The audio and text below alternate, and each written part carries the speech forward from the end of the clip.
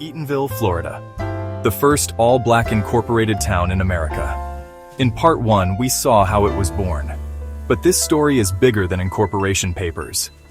Eatonville raised generations of leaders, dreamers, and a young girl named Zora Neale Hurston, whose voice would echo across the world. Founded in 1887, Eatonville stood as proof that freed people could govern, build, and thrive. But survival was not guaranteed. To endure, Eatonville needed more than land. It needed schools, churches, and culture strong enough to withstand a hostile world. In the decades after Reconstruction, as Jim Crow laws tightened their grip, education became an act of defiance for black communities. In Eatonville, this conviction took physical form. In 1897, the town opened the Robert Hungerford Normal and Industrial School. Its creation was a direct extension of the era's most powerful movement in black education. The school was founded by Russell and Mary Calhoun, both graduates of the famed Tuskegee Institute, who brought the philosophy of their mentor, Booker T. Washington, to Florida. It was named for Dr. Robert Hungerford, a white physician from nearby Maitland, who had served the local black community, a rare symbol of cooperation in a segregated world. This was no ordinary classroom. The Hungerford School was a little Tuskegee, a bold experiment in self-determination. The philosophy was pragmatic. The surest path to racial progress lay in economic independence, achieved by mastering practical skills and demonstrating unimpeachable character. As a boarding school on a sprawling campus, Hungerford was a self-sustaining ecosystem. Students didn't just attend classes, they helped build the dormitories and cultivate the fields. The very act of being there was a lesson in community and collective enterprise. It wasn't just about preparing for a job. It was about building a life in a world that was often hostile to their existence. The curriculum was a balanced equation, designed to cultivate both the mind and the hands. Inside, students received a rigorous academic education in literature, history, mathematics, and science. But the school's defining feature was its industrial training. Young men learned the trades that formed a community's backbone: modern agriculture, blacksmithing, carpentry, and printing. Young women were trained in the domestic sciences, mastering cooking, sewing, and millinery, skills that could be leveraged to create independent businesses, providing a crucial path to economic autonomy for themselves and their families. This dual focus was designed to create well-rounded, capable individuals. The mission was simple in phrasing, but profound in ambition. Teach black youth not only to read and write, but to survive and lead. The goal was to forge a new generation of citizens who were not just survivors, but builders. The school instilled what Washington called the dignity of labor, teaching students to take pride in skilled work as the foundation for community wealth. In the context of Jim Crow, this was a revolutionary act. Hungerford taught self-reliance, character, and discipline. Students wore uniforms, adhered to a strict schedule, and learned the importance of public service, becoming ambassadors whose competence would dismantle racist caricatures. The Hungerford School was a key node in a national network of institutions, with Booker T. Washington as their guiding star. He championed this model of industrial education as the most strategic path to racial uplift in the South. Washington himself visited the Hungerford campus, lending his immense prestige to its mission. He saw these schools as engines of black progress, creating a class of skilled artisans and responsible citizens who would build economic power from the ground up. While this approach was debated by contemporaries like Webb Du Bois, its impact was undeniable. For Eatonville, the Hungerford School was the living embodiment of hope, a declaration that they would be defined not by oppression, but by their own industry, intelligence, and ambition. Eatonville's strength was not only in books, it was in porches and pulpits. Preachers thundered sermons that mixed warning with hope. Neighbors swapped folk tales that carried lessons as sharp as any textbook. Eatonville became a living library of black voices, ordinary people shaping an extraordinary culture. Into this world came Zora. Here, she saw black leaders running government, women running businesses, and storytellers commanding audiences.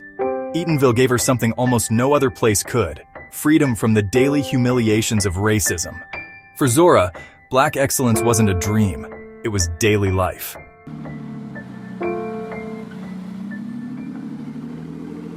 When Zora Neale Hurston published Their Eyes Were Watching God in 1937, the literary world was both captivated and confounded. Here was a novel that sang with a voice previously unheard in American literature. Critics marveled at the sheer force of her dialogue, its rich humor, its lyrical rhythm, its profound, unapologetic authenticity. The language of her characters, particularly Janie Crawford, was not the carefully polished prose of the literary establishment. It was alive, breathing, and deeply rooted in a specific place. The question was, where did this revolutionary voice come from? How could language so raw also be so poetic? The answer wasn't in a writer's workshop. It was on the sun-drenched porches of Eatonville, Florida. Those cadences weren't inventions. They were the echoes of her childhood. Zora called the front porch of Joe Clark's store the town's greatest cultural institution. It was here that the people of Eatonville gathered for what she famously termed lying sessions, not contests of deceit, but elaborate competitive storytelling rituals. They spun tall tales and sharpened their wit, crafting intricate narratives from daily life. This was a living theater where language was tested and perfected. Zora didn't just listen, she absorbed. But she was more than a gifted listener. By then, she was also a trained anthropologist, a student of the legendary Franz Boas. This academic rigor gave her a unique perspective. She returned to Eatonville not just as a daughter, but as a researcher documenting a vital culture. She saw the porch talk not as quaint folklore, but as the essence of Black creative genius. She understood that within these stories lay a sophisticated worldview and a resilient history. Her training gave her the framework to honor this oral culture without sanitizing it for an outside audience. She was capturing the soul of her people with both scientific precision and artistic love. When she carried this language to the Harlem Renaissance, it was a radical act. In an era when many Black intellectuals focused on racial uplift, presenting a polished image to counter racist stereotypes, Zelda's work was a bold counter-narrative. She refused to believe the authentic culture of the Black South was something to be ashamed of. While some worried her use of dialect would play into minstrel caricatures, Zora argued the opposite. For her, this language was a source of immense power and beauty, a testament to creativity. She wasn't writing an outside audience. She was writing a Black world, celebrating its richness on its own terms. In the end, Zora built a bridge. She carried Eatonville from the porches to the pages, from local folktales to the global stage. She proved that the vernacular of a small, all-Black town could carry the most profound human themes. Eatonville spoke through Zora, and in giving her hometown a voice, she forever altered the sound of American literature, carving out a space for authenticity and for the stories of Black women. Because of her, literature was never the same. Eatonville's story reminds us that culture doesn't come from capitals or monuments. It comes from towns where people invest in one another, protect land, and pass on stories. Zora became a giant, but her roots were planted in Eatonville's soil. Forget the roots, and you miss the truth. We celebrate the genius of Zora Neale Hurston. We place her portrait in halls of honor and her books on the highest shelves of American literature, and rightly so. But in our rush to lionize the individual, how often do we truly honor the community that made her possible? To celebrate Zora without celebrating Eatonville is to admire a brilliant flower while ignoring the rich soil from which it sprang.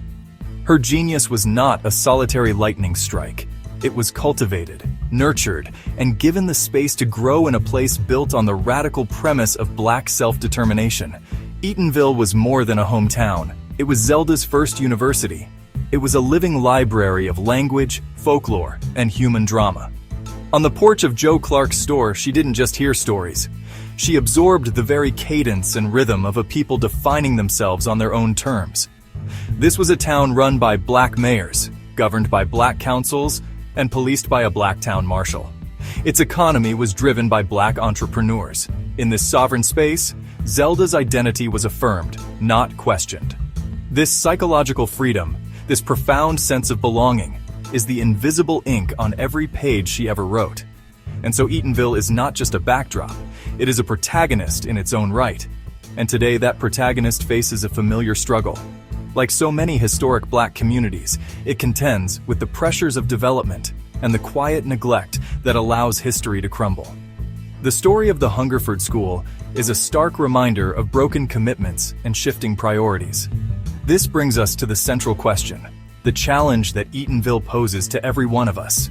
What would America look like if we measured its success not by its skyscrapers, but by the health of its foundational communities? What if our national report card graded us on how well we protect and empower the towns built on hope and self-reliance? The two sides of this screen are inseparable.